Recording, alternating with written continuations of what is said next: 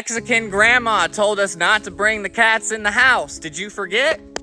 Remember, Mexicans have wisdom no other peoples have. But the reason we're not supposed to allow these things into our home simply is based off of the principle of transference. We need our inner environment, our home environment, to be as clean as possible because we don't really get the sunshine that cleans all things inside of our home, do we?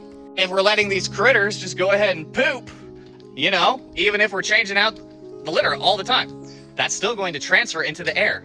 What it does for these children, I would say that's the worst part about having these CATs, is that the children suffer the most. Whether it be skin issues, whether it be neurological issues, whether it be brain fog issues, which basically go along that same line. These poor kids can't even breathe right. And if they only removed that one factor, right? If the parents would be like, okay, the child's health is worth more than anything else.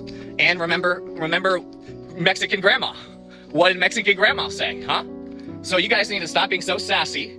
You need to toss out those cats, save your families from the critter invasion of the critters, right? Start thinking about, well, it's little Bobby and little Susie, little Tommy.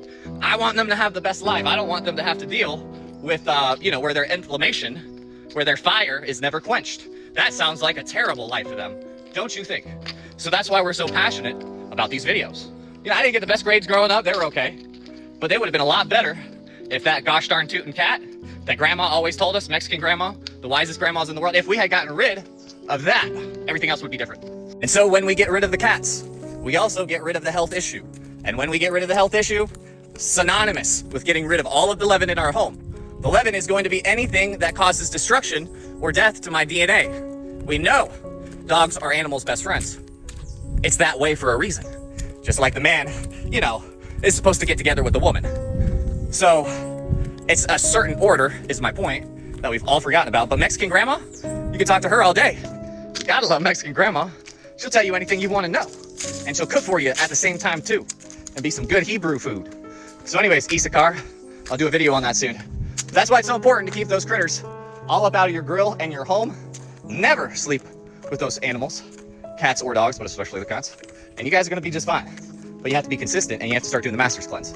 Salt, cayenne, key lime, coconut oil in a shot glass, 3 to 10 times a day. Morning, afternoon, and evening at least. They are staple points, markers in your healing. So that's why we made y'all the Bible Health book, y'all. It's simple. Everything that we need is in nature, and most of what you need is in your kitchen cabinet. JacobsLink.